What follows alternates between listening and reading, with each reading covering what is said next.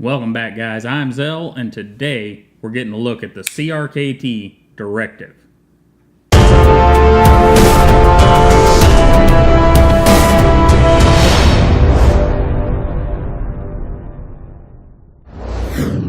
Alright, guys, there she is, our CRKT Directive. It's a Matthew Lurch design, and what we get is some glass-filled nylon handle scales with what appears to be pretty good hardware. I have not had this one apart, and I did that on purpose. I'll explain here in a minute. Across the top, we have a well-centered blade, and we got some big jimping up here. And on the other side, we've got this similar handle scale and a slightly decorative pivot, definitely oversized. Just a regular size pivot screw on the other side. And looking down the back, we've got some more jimping, and we do have this back spacer that appears to be, I'm not sure if it's steel or aluminum. I'm betting on steel. Like I said, I didn't take it apart on purpose, and I'll explain. But it is set in well, and they've got all of this jimping lined up extremely well. You know, everything lines up good. This knife is hard to get on camera, being all black and the different shades of black. One interesting thing before we get her opened up is our little pocket clip here is tip up, tip down, left or right hand. It is short, but it seems to work pretty good. It's even kind of thin, but it seems to have a fair amount of retention to it, and I'm not going to complain about it, except for the fact that it does leave quite a bit of the knife sticking out. The part that I'm confused about is we have these little cutouts for the clip, and you can see it here.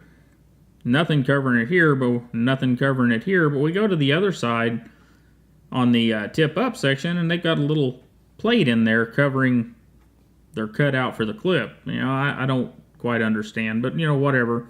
Looks like they either put 3 of them in there or none of them. I suppose one is better than none. I don't know. And we do have these little cuts here that are mostly decorative. Well, all right, let's get some size comparison done. We have a Rat Model 1, and our Rat Model 1, they're fairly comparable in size, and really comparable pretty much all the way around. We have our Buck 110, the big guy here, still comparable in size, but the Buck weighs an ounce or more than the Directive or the Rat, and of course our Spyderco Delica. And get those out of the way, and move on to our blade.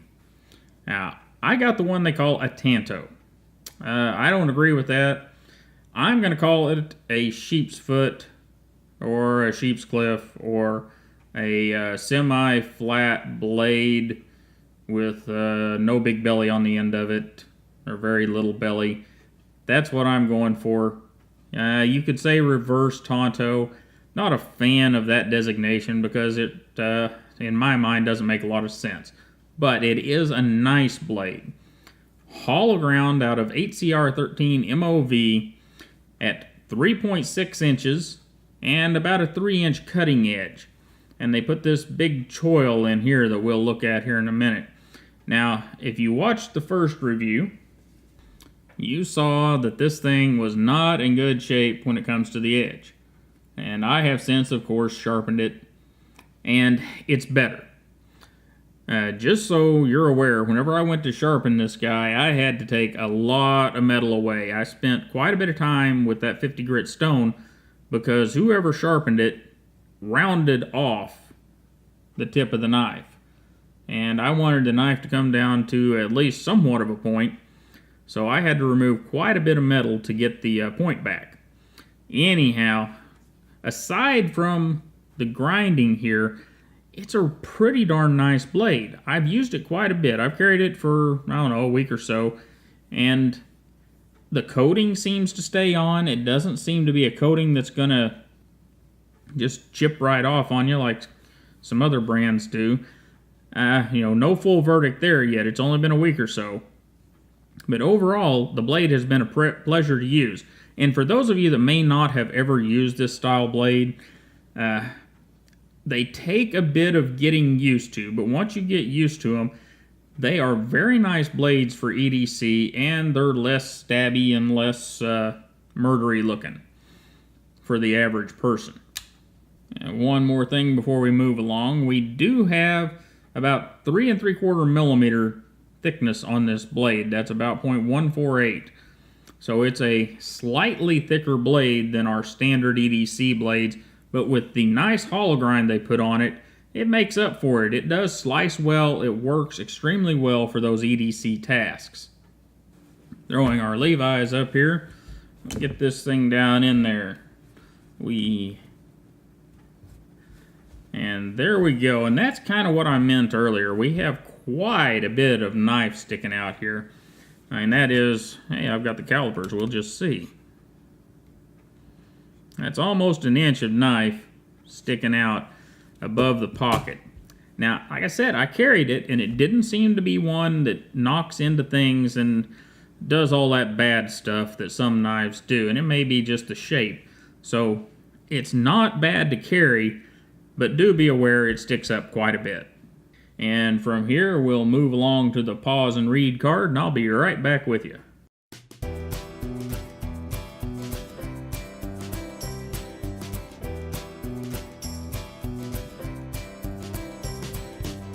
Alright, moving on to the pivot. Our pivot is constructed of your normal sleeve and torque screw, and we're running on some phosphor bronze bushings down in there. If you can see that, and I know it's very hard to see, this knife being all black just makes it a serious pain to focus and everything else. But those bushings are really, really small in my opinion. Now, does it work fine? Yes. Lock up good? Yes. Again, hard to see. But lock up there is probably about 50, maybe 60%. A little further than you'd like to see on a liner lock, but not bad considering the knife's price point. And the lock mechanism locks up every time, no matter how you open the knife, which is very nice. And as far as how that pivot works, they have got this thing set between the pivot and your detent to where if you break that detent, it's gonna open. So flipping it, not a big deal. And the flipper is rather nice. There we can see a little bit in that black. It's got just a little bit of light jimping across there. Not enough to tear up your fingers, but enough to get a hold of it and get a good flip out of it. And it really doesn't matter how you flip it. You can push button it, you can light switch it, and it works. And it works pretty darn well. That is impressive. Also impressive is that it ended up centering up well. Again, very, very hard to see with all the black we're dealing with here. But it did center up well. It did not center up right away. And this is exactly why I didn't take the knife apart. My prior experience with CRKT has shown that their knives don't always center up well. They usually work well, but they'll list to one side or the other. And this one started out really good, but wasn't quite perfect. And I wanted to see if with just a little break-in, it would come in and be perfect. And it did. I didn't have to take it apart to get any of this stuff to work, and that is a beautiful thing. I spent probably 3 or 4 days working the knife a little bit every now and then and adjusting the pivot. And after a few days it wore the burrs off of those little bushings in there and has centered up since, and I've Loctited the pivot, and it has stayed centered since then. So overall, this is a pretty impressive offering from CRKT considering their previous offerings in their Chinese line have not always been terribly impressive and have a tendency to not center and do it weirdly. They would be off center toward the lock bar, so it was almost like they were trying to compensate for most knives being off center away from the lock bar, and by compensating they were overdoing it. That's just a random theory there. I have no idea what they were really doing, but just seemed odd. This one does not exhibit those problems, and it works really, really well. Now, ergonomically, holding it here, you're fine. This big jimping up here is nice and comfortable, doesn't tear up your fingers or anything, and the knife fits in your hand well. Up here, you can choke up on it, and it works good. It's not a natural position for me on the knife with my medium-large hands, and it feels thin. With this hollow grind here, this comes down pretty thin right in this area, and it doesn't make for a really great choil. However, whenever we look at this, this is for your detail work. You're going to do some serious fine detail work, and for that, it's fine. For all your other stuff, back here is just fine as well. So, you know, that's just something to know. And overall, CRKT has built us, with Matthew Lurch, a rather good-looking knife. I still don't know if I'm digging these scallops here, but other than that, they've got big, comfortable jimping in all the right places. They left you a big lanyard hole, and they have an action that works. And works pretty much every time. And they gave us an interesting blade profile. Even though they're not calling it the right thing, I suppose that's okay, because CRKT calls it a Tanto. Alright guys, that was a look at the CRKT Directive.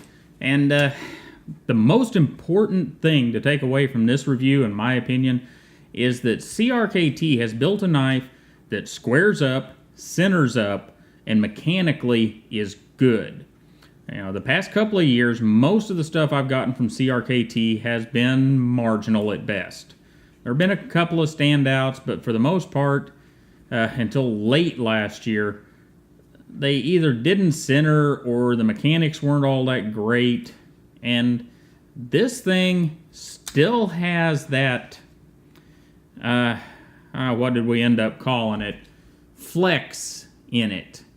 But it doesn't seem to affect using the knife, and they've got the flipping down awesomely. Now, it will fall free. It's a little snug, so it's not super free, but whenever you're only spending 32 bucks, CRKT has done one heck of a job. I wish they had found somebody that knew how to sharpen a knife whenever they did mine, but overall, good job. And is it one to get? If you like this blade shape, or think you will like this blade shape, and you're looking at knives in that right around $30 range in this size, then it's one to consider. Do be aware that in that price range, you've got the 8CR13 MOVs, your kind of soft 440Cs, and AUS 8s. And they're all somewhat in line. You know, some of the 440C is going to be better than the AUS 8 and possibly better than the 8CR13 MOV. But all in all, at its price point, the CRKT Directive is a pretty bold design with Matthew Lurch that should get some attention. So anyhow, I really appreciate you guys stopping by to talk about knives with me for a few minutes. Don't forget to like, share, and subscribe, and you have a wonderful day, and I'll see you next time.